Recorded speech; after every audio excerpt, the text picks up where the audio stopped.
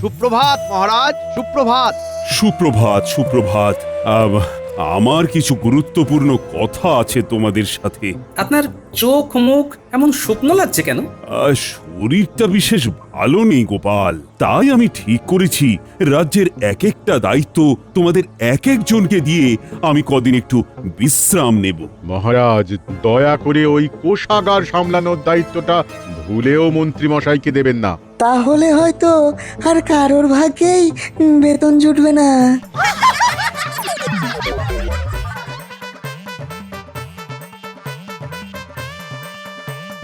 মহারাজ, দুজন কৃষক দেখা করতে চায়, বলছে কিছু জরুরি কথা আছে। পাঠিয়ে দাও, পাঠিয়ে দাও। বাঁচান মহারাজ, বাঁচান, এই গরমে আমরা পেরে উঠছি না। এত গরমে চাষের জমিগুলো সব অনুর্বর হয়ে যাচ্ছে। আমি বুঝতেই পারছি তোমাদের কেমন দুর্দশা চলছে, তবে আমি কদিন বিশ্রামে রয়েছি তো, কিন্তু ভয় নেই, আমার সভাসদেরা তোমাদের সাহায্য করবে। মহারাজ, আমি এই সমস্যাটা দেখে নিচ্ছি, আপনি নিশ্চিন্ত থাকুন।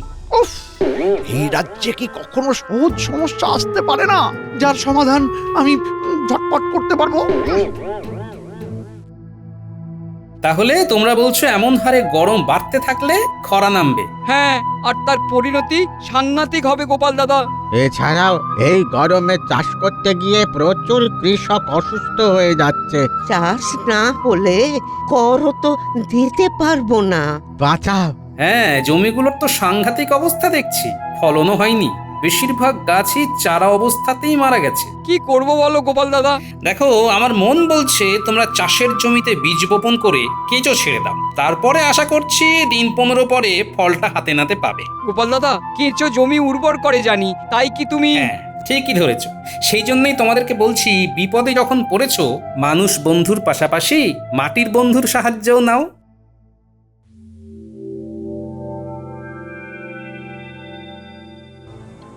ও লর্ড, এই গরমে এতটা রাস্তা এইভাবে আসাটা যে কি বেদনাদায়ক।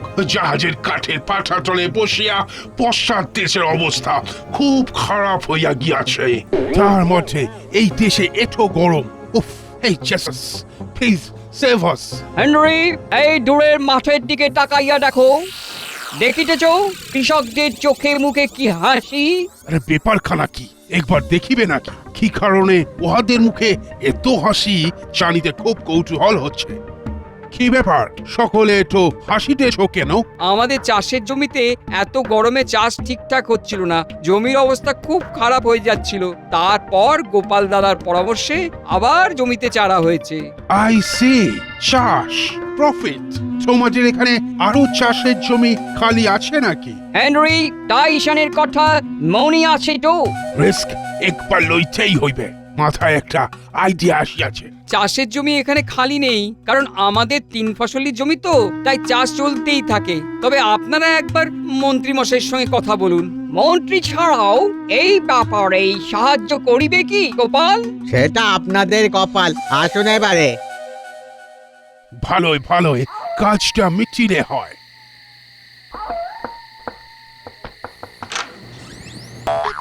আগে কি চাই? মহাশয়া, আপনার স্বামীকে গিয়া বলুন ওনার বাড়িতে দেবতা আসিয়াছে। সুতরাং উনাকে সেবা করিতেই হইবে। বেশ।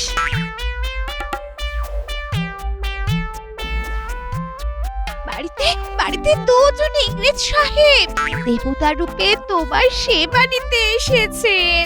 কি, দুজন সাহেব এসেছেন? আমি যাই, তুমি তুমি তুমি তুমি শিগগিরই আম পড়ার শরবত করো। আর হ্যাঁ, রসিকতাটা বেশ কড়া ছিল কিন্তু। এই তো মন্ত্রী, কি খবর? এই দেশে ফিরেই তোমার সেবা লইতে চলিয়া আসলাম। আমি জানি তো। তুমি তো আমাদের বুঝিবে মন্ত্রী। শোনো মন্ত্রী, আমরা এই দেশে এবারে কার্পাস তুলোর ব্যবসা করিতে চাই। জাহাজের কাঠের পাটাতনের উপর কার্পাস তুলোর গদি পাতিয়া দিলে বেশ ভালো হইবে। এখানে চাষের মতো জমি খালি আছে? আগে এখানে জমি খালি নেই, তবে তবে কি? মুর্শিদাবাদে প্রচুর জমি খালি আছে। টাইসন ব্রাদারের মৃত্যু। নবাব, তাই বলছিলাম যে তুমি যত তাড়াতাড়ি সম্ভব ওখানকার জমি সম্পর্কে খোঁজ লইয়া জানাও। ব্যবসা আমরা করি বই, ঝুঁকি আমাদের লইতেই হবে। তবে আমি সাহায্য করব সাহেব।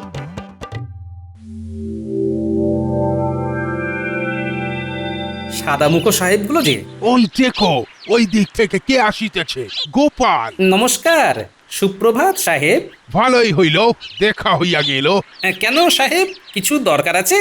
খুবই দরকার, খুবই দরকার। শুনিলাম তোমার পরামর্শে এই রাজ্যের অতি খারাপ জমিগুলোতেও নতুন করে চারা গাছ হইয়াছে। তাহলে তো ধরিয়া লইতেই হয় যে তুমি এই ব্যাপারটা খুব ভালোই বোঝো। হ্যাঁ, মোটামুটি বুঝি সাহেব। শোনো গোপাল, আমরা এই দেশে কার্পাস তুলা দিয়া জাহাজে বসিবার গড়ি বানাইয়া ব্যবসা করিতে চাই। তাই হয়তো ওই মুর্শিদাবাদের জমিতে চাষ করিতে হইবে। তা তুমি কি? আমি কি করব সাহেব? তুমি আমাদের চাষ সহায়ক উপদেষ্টা হইবে। না সাহেব, ক্ষমা করুন। আর আপনারাও আশা করি পূর্বের ঘটনা ভুলে যাননি। আমরা তোমায় অগ্রিম 3 থলি মোহর দিতেছি। ভবিষ্যতে উপদেষ্টা হিসেবে কাজ না করলেও এখন উপদেশ দিচ্ছি, নিজেদের ভালো চাইলে এখানে ব্যবসার পরিকল্পনা মাথা থেকে সরিয়ে দেশে ফিরে যান। দেখিতেছি নবাবের টাইসন ব্রাদারকে সেই সাংঘাতিক প্রহারের কথাটা এখানে কেউ ভুলিতেই পারে নাই। আশা করিতেছি আমরা ছুটিয়ে এখানে ব্যবসা করে নবাবের মুখে জামা ঘষিয়া দিতে পারিব।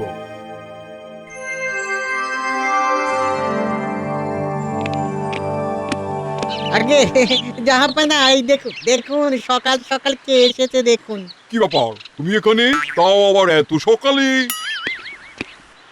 আগে একটা খবর না দিয়ে থাকতে পারলাম না, তাই চলে এলাম। কি খবর? কিসের খবর? হ্যাঁ নবাব বাহাদুর, বলছি সব বলছি। আগে টাইসন সাহেবের 2 ভাই, তারা। কি বললে? কার নাম বললে? হ্যাঁ, টাইসন সাহেব? আমি কি ঠিক শুনছি? হ্যাঁ নবাব বাহাদুর। তারপর বলো, থামলে কেন? আগে নবাব যদি কিছু। বুঝেছি, মোহর তো। বেশ, তুমি মোহর পাবে। এখন তাড়াতাড়ি বলো দেখি। আগে নবাব বাহাদুর, ওই সাহেবের 2 ভাই আপনার এখানে কোনো চাষযোগ্য ফাঁকা জমিতে কার্পাস তুলো চাষ করে ব্যবসা করতে চাইছে। আমাকে ওই জন্যই এখানে পাঠিয়েছে, ফাঁকা জমির খোঁজ করতে। টাইসনকে অতবার মেরেছিলাম, তারপরও ওদের শিক্ষা হয়নি, আবার ব্যবসা করতে চাইছে। তা তুমি আমাদের এই খবরটা দিলে যে, কি ব্যাপার? খবরটা পাক্কা আছে তো? বাবা, আমি আপনাদের গোলাম হুজুর, খবরটা না দিয়ে কি থাকতে পারি? আমাকে তো ওরা 5 থলি মোহরও দিয়েছে অগ্রিম। উজির, মন্ত্রীকে খবরটা দেওয়ার জন্য 12 থলি মোহর দাও, আর আমাদের সৈন্যদের প্রস্তুত রেখো। হ্যাঁ নবাব বাহাদুর, বলা যায় না, সাহেবরা প্রতিশোধ নিতেও চাইতে পারে।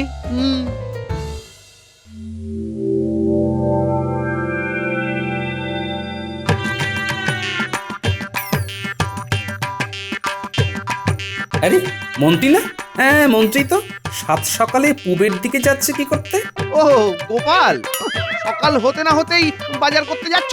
তোমার খালি খাওয়া আর খাওয়া। হ্যাঁ, এই দুটো খেয়েই তো মানুষের পাশে দাঁড়াতে পারি মন্ত্রী মশাই। যাক, আমি আসি, মেলা কাজ বাকি। কাজ না অকাজ সেটা আপনি জানেন। অকম্মার ঢেকি। ব্যাটার পিছু নেবো একবার, দেখবো কোনো মতলবে যাচ্ছে কিনা।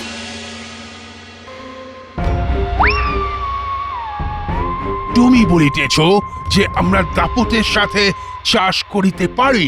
আপনারা তো দাপুটেই সাহেব, এত ভাবছেন কেন? নবাবকে চোখ রাঙিয়ে ব্যবসা করুন।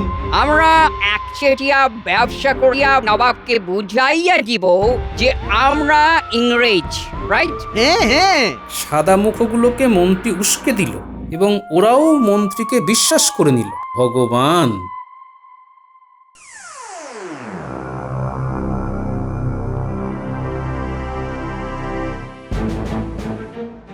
জাহাপানা, দয়া করে উঠুন, বাইরে চলুন। ওই ইংরেজ দুজন এসেছে।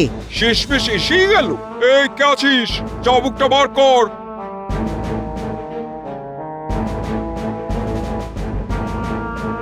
সুপ্রভাত নবাব, আমরা আপনার সাথে একটা ব্যাপার নিয়ে আলোচনা করিবার জন্য আসিয়াছি। একই অবাক কাণ্ড, আপনি আমাদের দিকে চাবুক হাতে আসিতেছেন কেন? চাবুক হাতে আছে, কারণ মারবেন বলে। কাদের মারবেন? মারিবেন আমাদের। হ্যাঁ, আপনারা টাইসান সাহেবের ভাই তো ঠিকই আছে, দাদার মতো আপনারাও মার খান। আমি কোনো ইংরেজকেই আমার দেশে ব্যবসা করতে দেব না, সব কটাকে মেরে ভাগাবো। দাদার কথা মনে নেই? এমন মার মারলাম বেচারাকে যে মার খেয়ে বাঁকা হয়ে নিজের দেশে গিয়ে মরে গেল। এক মিনিট, আপনাদের কে বলিল যে আমরা টাইসন সাহেবের ভাই? কেন মন্ত্রী? মন্ত্রী, আর চাবুক মারা কাকে বলে তোমাকেও দেখাবো। আপনি একবার আমাদের কথাটা শুনুন।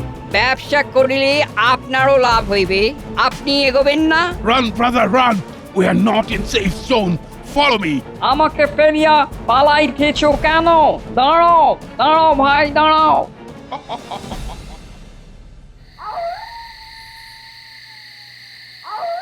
হরি দিন তো গেল, সন্ধ্যা হলো, আরে ঘোড়া ছুটিয়ে সাহেবরা আসছে দেখছি। মুখ দেখে তো মনে হচ্ছে বেশ ক্ষেপে আছে। যাই একটু পিছনে লাগি। সামনে গোপাল দাঁড়াইয়া আছে, ঘোড়ার থামাইবার দরকার নাই। আরে আরে ও সাহেব, শুভ সন্ধ্যা। সাহেব, ও সাহেব, কি ব্যাপার, চলে গেল? Otherwise, we can't. Do anything. কি করিব বলো? মন্ত্রীও বিশ্বাসঘাতকতা করিবে ভাবিতে পারি না, তাই নবাবের সাথে মন্ত্রীকেও শাস্তি দিতে হইবে। কি করিবে? নবাবকে টাইসন ব্রাদারের ভূত সাজিয়া ভয় দেখাইব। ব্রাদারের স্পিরিটটা যদি সত্যি সত্যি নামিয়ে আসে, দেন? Are you mad? আমরা ভয় দেখাইব বলতে ব্রাদারের কিছু জিনিস যেমন টাই, জুতো, কোট এগুলো ফেলিয়া দিব প্রাসাদের সামনে। রাতের অন্ধকারে মশাল নেভাইয়া দিব, প্রহরীদের ভয় দেখাইব যাতে নবাব ভাবে যে দাদার স্পিরিট ফিরে এসেছে। আর মন্ত্রীর বাড়িতে রাত হইলেই ইট পাটকেল ছুঁড়িতে লাগিব, উহাদের জ্বালাতন করিয়া মারি। সব কি আমরাই করিব? না না, লোক লাগাইব। নবাবের প্রাসাদেরই কাউকে মোহর দিয়ে করাইতে হইবে, অত চিন্তা করিও না।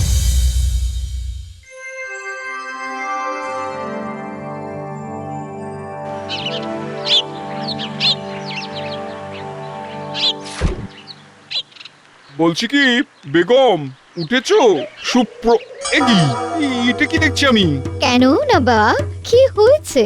তোমার গলায় ওই নীল বন্ধনী কি করে এলো? কোনো দাসী দিয়ে গেছিল কি? না, কি যে বলেন? কে আছো? শিগগিরই উজিরকে ডাকো একবার। জাহাপানা, কি হয়েছে? বেগমের গলায় ঘুম থেকে উঠে দেখি এই নীল বন্ধনী ঝুলছে। আগে হুজুর, এটা তো তার বন্ধনী। ওই ওই দেখুন, সেই বিশেষ চিহ্ন করা আছে। তবে কি ব্যবসাটা করতে দিলাম না বলে? তবে তার আত্মা রুষ্ট হয়ে প্রাসাদে এসেছিল বেগমের গলা টিপতে।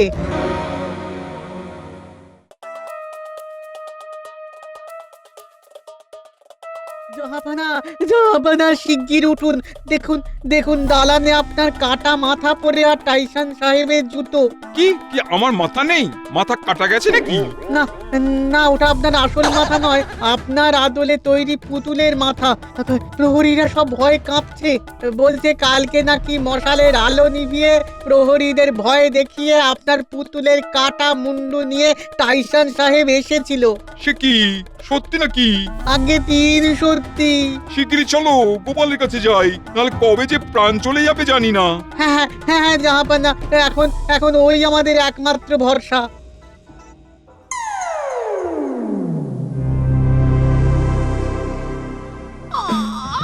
ওরে বাবা রে, মাথা ভুলে আলু হয়ে গেছে, টন টন টন টন করছে। গিন্নি, গিন্নি ঠান্ডা জল গরম জল করো, গিন্নি ঠান্ডা জল গরম জল করো। ওরে বাবারি, তুমি কোনো কথা বলতে আসবে না? 2 দিন ধরে ইট পাটকেল মেরে বাড়ি কত জায়গায় ভেঙে গেছে দেখেছো? এই জ্বালা থেকে বাঁচতে আজ যদি গোপালের কাছে না গেছো, তাহলে দেখো 2 দিন তোমায় খেতেই দেব না। কি জ্বালা! সেই গোপালের কাছেই যেতে হবে। ওরে বাবারি, কি ব্যথা পায়ে! ইটটা বেশ জোরে ছুঁড়েছিল, পায়েই এসে লেগেছে। টিপ আছে ভালো বলতে হবে। হ্যাঁ, ওরে বাবারি,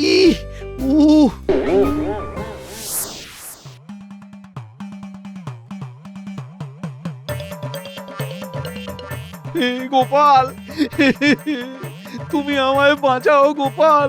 দুরাত ধরে বাড়িতে ইট পাটকেলের বন্যা বইছে গোপাল। কারা ছুটছে জানি না, ভূত নাকি ভগবান না মানুষের কাজ কিচ্ছু বুঝতে পারছি না গোপাল। গিন্নিরও খুব লেগেছে, আর আমার হাল তো দেখছোই গোপাল। তুমি ভরসা গোপাল, তুমি ভরসা। সূর্য কোন দিকে উঠেছে আজ কে জানে, তা সম্প্রতি কি বদমাশি করেছেন শুনি? তেমন কিচ্ছু না গোপাল, তেমন কিছুই না। সাহেবদের নবাবের বিরুদ্ধে উস্কে দিয়ে চাষ করার ইচ্ছে জাগিয়ে মুর্শিদাবাদে পাঠিয়ে বেশ কিছু থলি মোহর পেয়েছি গোপাল। আবার নবাবের কাছে গিয়ে ইংরেজদের সাথে বিশ্বাসঘাতকতা করে বেশ কিছু মোহর নিয়েছি গোপাল, বেশ কিছু মোহর নিয়েছি। উঠি বাবারি, বিপদে পড়লে মানুষ কি না করে। হ্যাঁ, বেশ দেখছি কি করা যায়। বলছি গোপাল কতলি মোহর নেবে কিছু বললে না তো? মোহর লাগবে না, আপনি নিজে একটু শুধরে যান তাহলেই হবে।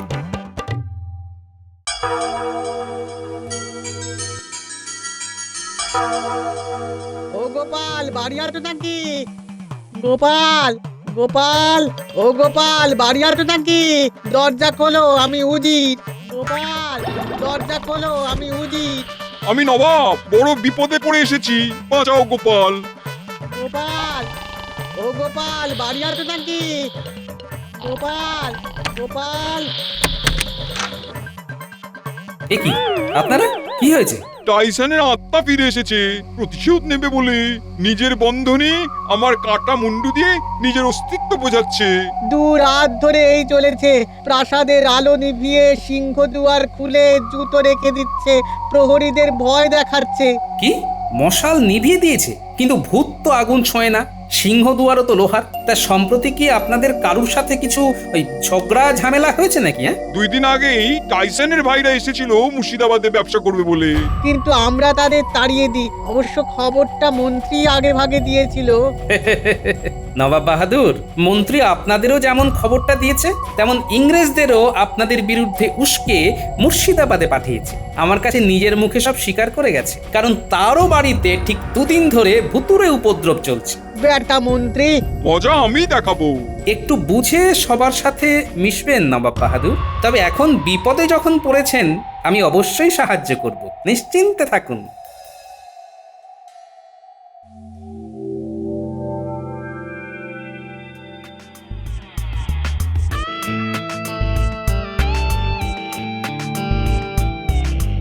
মন্ত্রীমশাই আর নবাবের প্রাসাদে ভুতুড়ে উপদ্রব হচ্ছে। আমার ধারণা এটা মানুষেরই কাজ। তাও আজ রাত্রে ন্যাপলা গুলটে মন্ত্রীর বাড়িতে নজর রাখবে। তারপর যদি আমার ধারণাটা ঠিক হয়, তাহলে কালকে নবাবের প্রাসাদে গিয়ে ভূত সেজে মানুষ ভূতের বদমাশি ছাড়াতে হবে। আচ্ছা দাদু।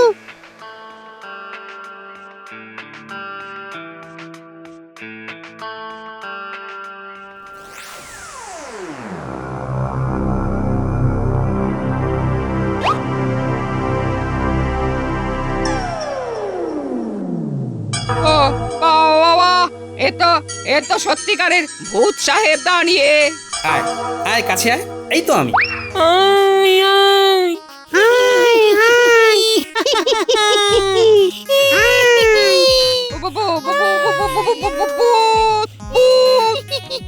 ও সাহেব পালাও, আরে সত্যিকারের ভূত, আরে পালাও পালাও পালাও। Oh, ghost! Save us! Save us! পালাইয়া যাও, পালাইয়া যাও। ব্যবসা করিয়া লাভ নাই।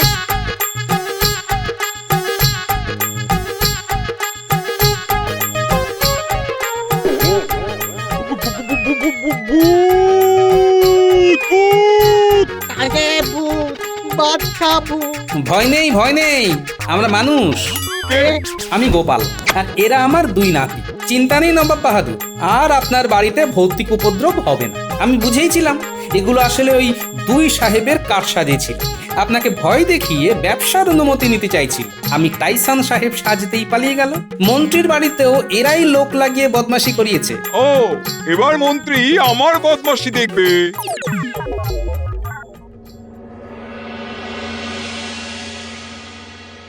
মন্ত্রীমশাই, কালকে আর কিছু উপদ্রব হয়নি তো? আসলে ওগুলো ভূত নয়, সাহেবদের কাজ ছিল। কি কি বদমাস সাহেব রে বাবা! তোমার থেকে কম। দেখো দেখো এবারে নবাব কেমন চাবুক পেটা করেন তোমায়, দেখো। বেটা মন্ত্রী, আমি সব জেনে গেছি। আজ তোমার একদিন কি আমার একদিন। আমার ছেড়ে দিন, আমার ছেড়ে দিন নবাব বাহাদুর। আমি কিছু করিনি, আমি কিচ্ছু করিনি। ওরে বাড়ি ব্যাটারি দাঁড়াও, উড়ানো যায়। দাঁড়াও মন্ত্রী, দাঁড়াও মন্ত্রী, মন্ত্রী দাঁড়াও। নবাব নবাব এত জোরে ছুটবেন না, পড়ে যাবেন, পড়ে যাবেন। হরে হরে, হার বজ্জাত থাকেই থাকে, প্রতিটা রাজ্যে একটা করে।